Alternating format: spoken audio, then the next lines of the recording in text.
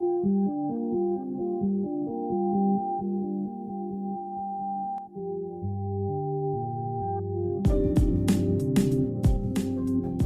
hear this all the time. There are so many updates and tons of community work happening. It's hard to keep up. How do I follow it all? Here is your answer. Listen to the Gutenberg Changelog.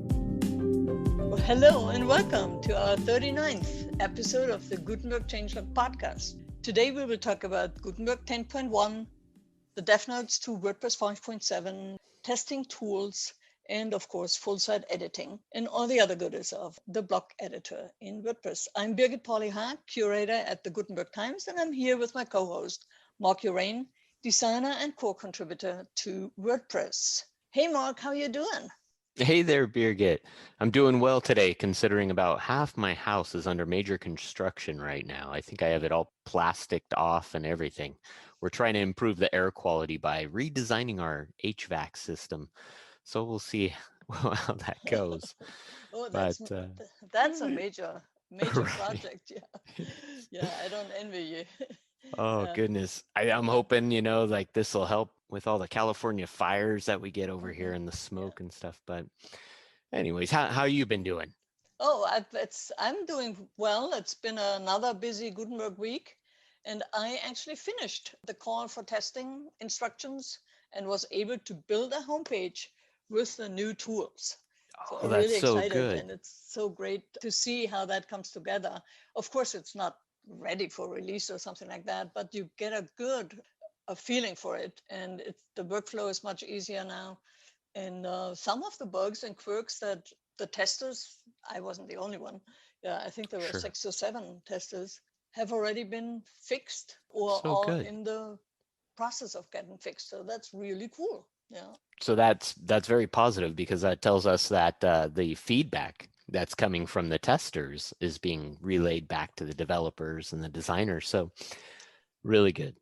Yeah, and does a That's a healthy. phenomenal job. Yeah. Sorry, go ahead. That's a healthy system, I was going to Yeah, say. and with the work that Anne does around it, even if the testers just posted on the testing call in the comments, she made issues out of it and relayed it to the developers. So it's really a great way to get it better fast. I'm looking forward to the testing call number 3. And it's really hard when you want to test things to kind of be creative and come up with a scenario that you want to test that you then want to share. So she does all the creative work on it and putting the test instructions. So you just need to follow along and see what's happening with that. It's a great system. Yeah. That's good. Yeah. Good to hear. So we have one announcement for our show. The Gutenberg repository on GitHub, the master branch has been renamed to Trunk. And there's some information in the meeting notes of this week's meeting. We will share that, of course, in the show notes, what you have to do to make sure that when you push something to the repo or to maintain your fork, that it actually pulls from Trunk now, not from old masters.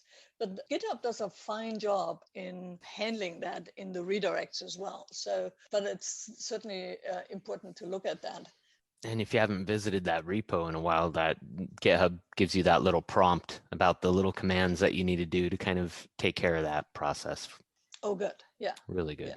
Yeah, we at the Gutenberg Nightly, we actually prepared for that about 2 weeks ago because I needed Andy Fragan to help me with the updates to make sure that the GitHub Updater plugin also picks that up. Yeah, it kind of was interesting. It dropped a little bit the ball there, and but it's all good now.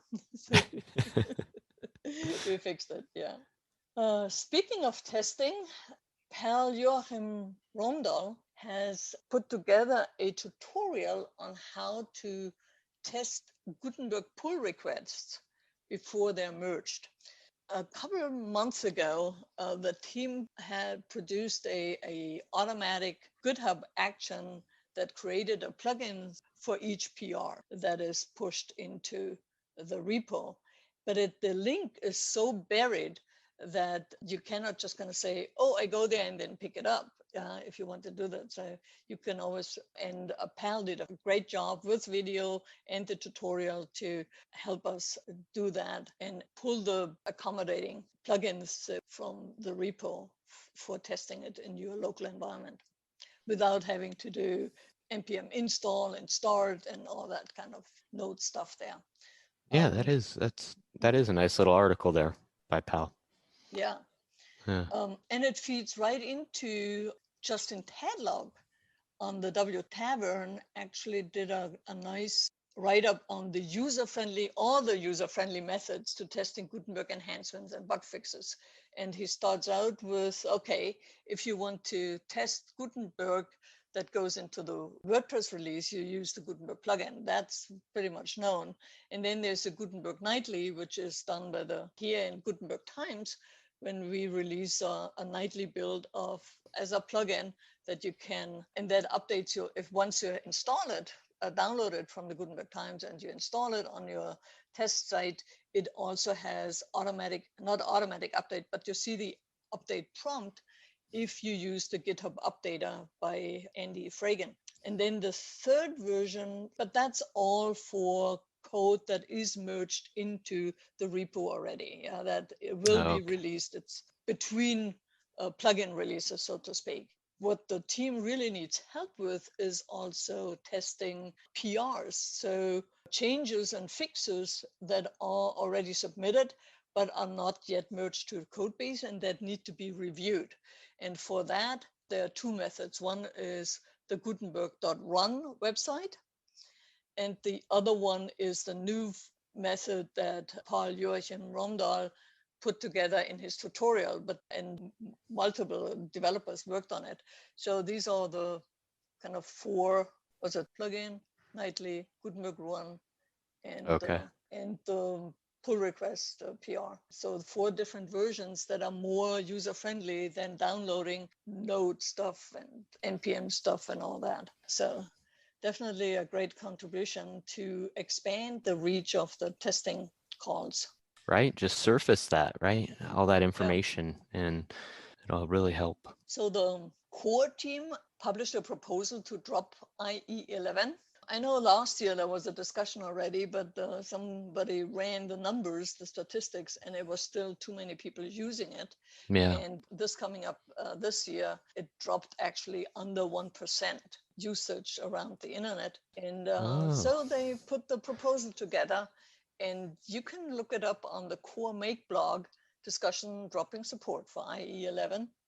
And you see that there are, 20, 30 people already chimed in and said, do it.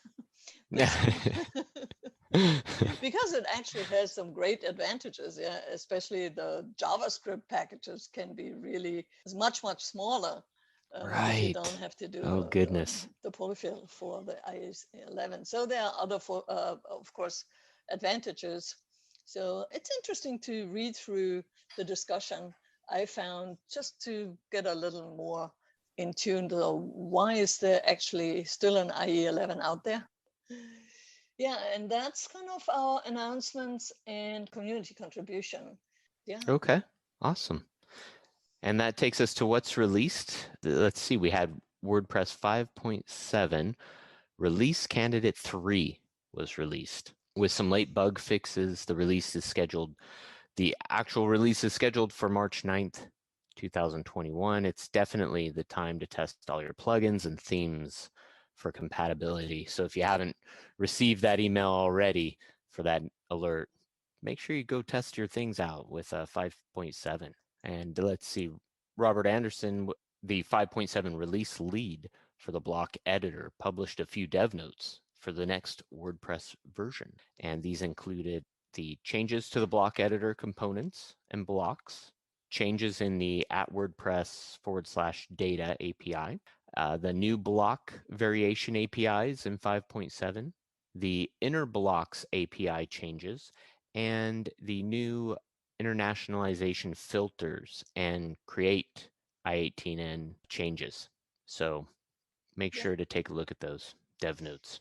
Yeah, of course, they are very developer oriented, but I'm really excited about the inner blocks API change as well as the various changes to the block components and Okay. blocks. Yeah. Yeah. Yeah. And then those are in addition to the already published information on the new dynamic hook to filter the content of a single block. So we had discussed that in episode 38, last episode.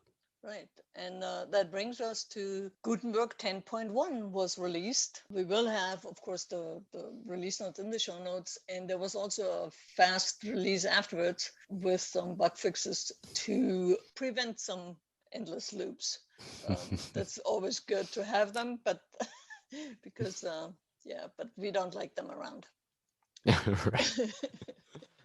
So this release includes a number of enhancements, a lot of bug fixes, and of course, full site editing, widget and navigation screens improvements, as well as for the global styles. We go into the deep end of this in a moment, but they also have new highlighted reusable block flows and also for the creation flow of reusable blocks. And it allows you to cancel the action. Oh, I remember Yeah. this was a big issue. Yeah.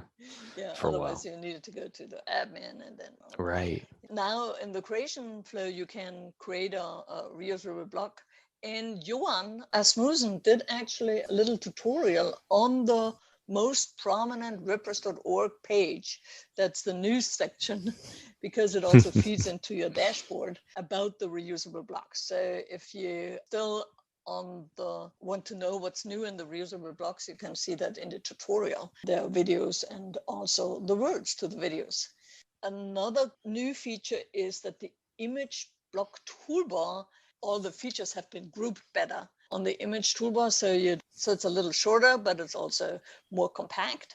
And now good. that it's all in the image block, they also are pushing it to be used on the other toolbars as well. And the social links have received justification tools, so you can justify them left, right, up, and down in the lines. Yeah, the social links still have the wrong icon, so people would think that that's actually sharing links, but they are not.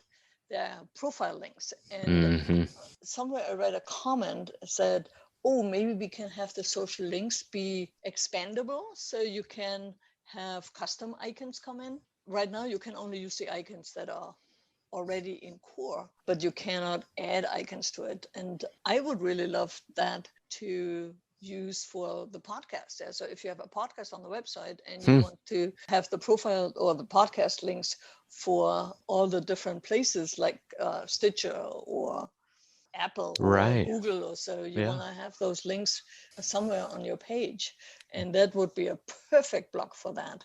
I hope that will be soon an issue filed on GitHub, and we can talk about that new feature request. We also have some enhancement, of course, in this release. One is searching the parent pages has been improved, the sorting algorithm, and also the speed. That's when you create a page and on the right hand side you want to make it a child of a parent page to list the parent pages. That's and I really like that also for the author searches. For the buttons, now there are controls to justify the space in between, similar to the social links. And then there is, in the create block scaffolding tool, there is now a way to use the register block type from metadata to register the blocks on server. This is one of the features that were actually requested a long time ago, that the blocks are also registered in PHP. So they're Got it. And that is now also coming to the scaffolding. Later on in the documentation, we'll talk about it again. There was also a greatly improved dragging performance for the focal point picker, and it's really fast now. Yeah, test it out. The focal point picker is for the cover block as well as for the media and text block, where you can change where the center is on your the background photo, image. that on the asset that you're using. Yeah. And then another enhancement was to improve the block search input to make it accessible with a name and the placeholder. That definitely increases some usability issues there, improves the usability there. There's only one new API, but and that extends the update block attributes to provide a different attribute change for each block in the client IDs array. I read that Okay. sentence and I don't think I understood that. Me either, if it's any consolation. Me either. Oh yeah, good. So, So I think it's part of the, if you have the block as inner block, you can change the block attributes or something like that. Yeah. okay. Yeah. All right. And there were 22 bug fixes. Some of these included things like adding the border collapse to the default block styles in the table block. The navigation block saw a lot of a few bug fixes here, fixing the navigation links when post type is not a page or a post, fixing the inline style inheritance, etc. There was fix the admin menu scroll on the editor page, which is nice, and navigation component saw an increased color and padding specificity. So there was an issue there with the specificity. For styling, yeah. And fix the cursor on rich text blocks when outline mode is active. So there was a little bug when the outline mode was active. The experiments, wow, we see about 4 updates in the, or 40 experiment updates. Let's see, there's updating the documentation for the social links in the theme.json file, which is important. The navigation screen saw some improvement to the experience for a user creating their first menu. And there was also so the first time coming into that screen and ready to create your menu, right? The experience is a little better. The fixing the positioning of the nested submenus is good. Yeah. And full site editing part saw some changes. Of these include using a modal for the template part creation flow. So definitely starting to embrace modals more in Gutenberg. Add an area term for template parts. Oh, that's good. Yeah, that was kind of missing. Yeah. Adding content menu items preview in the navigation. So when you're on that sidebar navigating through, you get to see a preview of what that page template looks like, or what that template looks like, I should say. Yeah. The site editor saw some changes, one being adding the template tab to the sidebar. So if you're in the site editor, right where you, on the right side, you'd see blocks, right? Or document and blocks. Well, now you see template and blocks. So it has its own tab now. Global styles saw a few changes, widgets, UI components. There were some additional UI components added, like the surface component, which is a base layout component. You had the elevation component added, the form group plus the control label components. Yeah, like a lot of these little UI pieces here for the UI. You probably can use some of the Gutenberg components to actually have a form builder. Right? I kind of need to explore that. That's quite possible. Adding, there's now a spinner component. Always important. Yes. For all those times that people need to wait. Wait here, spin there. Yeah. Then there were some bugs, of course, related to the full site editing experiments, like fixing the site logo styles. There was an issue there. The site editor saw a lot of like fixing the navigation editor block, fixing the navigate to link error. The widgets also saw several bug fixes as that's getting refined. And yeah, just a really a good number there, 40 experiment updates. And on my test, when I tested the full site editing, there was one task was to add a site logo to the header of it. And I saw in the comments, testers who did this previously, because of course I waited till the last day or 2 days to do that. And I used her nightly, and this was already fixed. So my experience with the site logo component was really much better than what other people saw. Yeah, I really liked it. Cool. It was really good. Yeah. So there's some fast, rapid improvements coming down the full site editing Yeah, good site turnaround editor time. as well as the template parts and putting it all together. Yeah. There's I guess also that's yeah.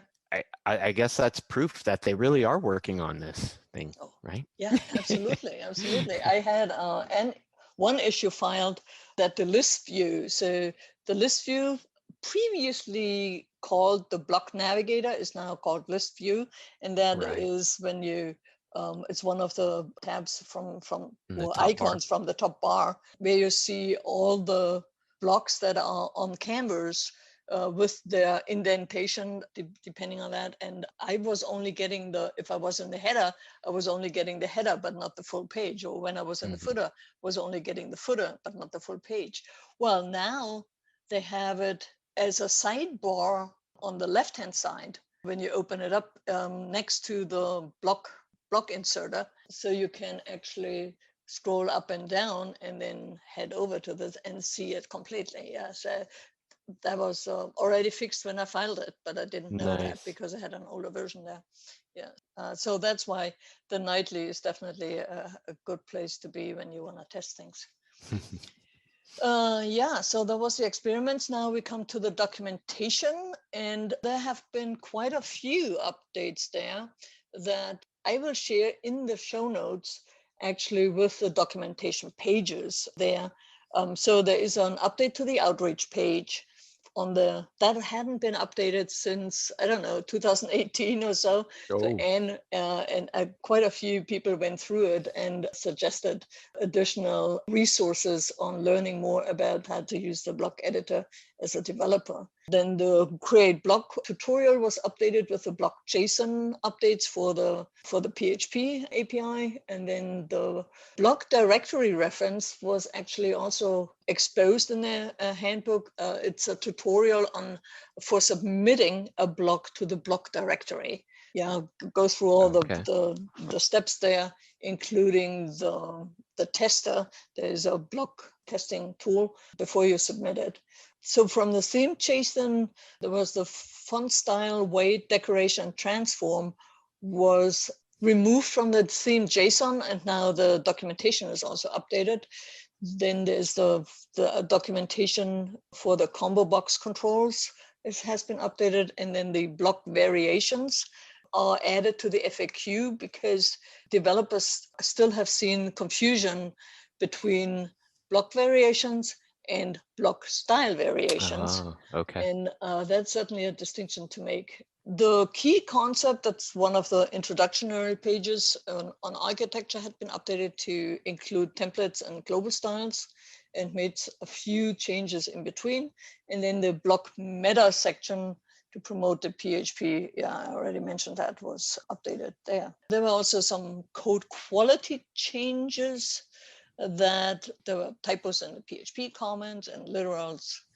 Replace some store names and the literals for the block library, reduce the memoized context for the block props and nodes, and also use the ref callback for a few of the components, the iframe, the canvas, the clipboard, the hover block, and the block nodes.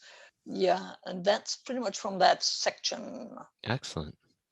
There were 20 tool changes in the tool section. So these included like adding support for native TypeScript, limiting the NPM version to be 6, along with some others, and WP-ENV setup saw that it's now using simple Git instead of the node Git.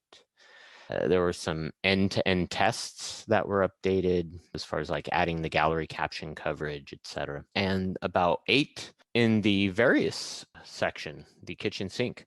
There was adding a custom post type icon, updating the text color icon. So we're seeing some more icon work happening and a few others. But Birgit, as you mentioned, we saw the quick release of 10.1.1 of Gutenberg because of that infinite loop that was happening. Yeah. And also after the release, Anne McCarthy posted an article elaborating more on the performance improvements that came to Gutenberg 10.1. So that's on the, what is that, the core? Oh, core, yeah. Yeah, core Make block. Yeah, it pretty much, it has changed that they The including of the style sheets happens now only when the block is loaded, and not before. It was in a big, everything was in a big style sheet. And even if you don't use the block, you still had the style sheet representation was still in the style sheet. So it was pretty big. And with that change now, the file size has been certainly reduced. So that's pretty much the gist of it. If you need details, go there, and link will be in the show notes. Yeah, and that was our talk about the release. Let's see what's in active development or discussed. And if you want to know more about what's around Gutenberg and themes, the team has just published their Gutenberg and themes roundup, the 40th roundup of all the discussions that are happening around it. And it's always a good place to start when you want to catch up with things and also want to know. It has the attempts, the discussions about the hybrid approach to themes, the block-based themes, and how can parts of the new architecture be applied to conventional themes. That is certainly one of them. And on that page, I also found a tracking issue of Medium projects that Matthias posted, where he lists the improvements of cover block. That the smaller project, the big project is full site editing, of course, and global styles and the widgets screen and navigation screen, but that's not all what the team is working on. So this Medium projects tracking issue, you can keep up about the improvements that come with to the cover block, to the reusable blocks, the image block, the gallery block, the quote block, and the alignments overview. So these are certainly, I like that the quote, they're working on getting nested blocks into the quote block. So you can use, instead of just using a paragraph, you can also use images and lists and these kind of things. So that's the gallery. We talked about it, is refactored in terms of that the images are loaded as image blocks and have all the features that an image block has. Love that. Yeah. Yes. But of course, full site editing is still a focus, and making the theme template creation process more WYSIWYG. What is it? What I want to see. Then I mentioned the persistent list view. I think that is already in the release. And then also to have all the semantic templates parts that are in the milestone completed. The new block-based editors for widgets, you can get a preview on that in the customizer now. That's still in testing, of course, but that's what they're working on. And there are quite a few issues that are queued up once that is all done.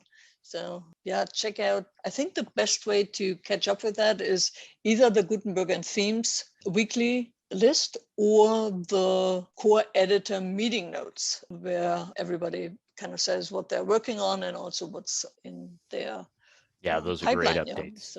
So really good. And this is the end of our show. Thank you very much for listening. I don't have any announcements of late announcements or something like that. Do you have anything that you want to share that we didn't talk about? Today. All right. So show notes, as always, will be published on the gutenbergtimes.com/podcast. And if you have questions, suggestions, or news that you want us to include, please send them to changelog@gutenbergtimes.com. That's changelog@gutenbergtimes.com. That's it. You got a little excited on that second one there. Thanks for listening. Yeah, well, I knew I was just kind of reading it and kind of blowing myself. Right. Well, listeners, thank you so much for listening. Birgit, thank you again for doing this episode with me. 39. Wow.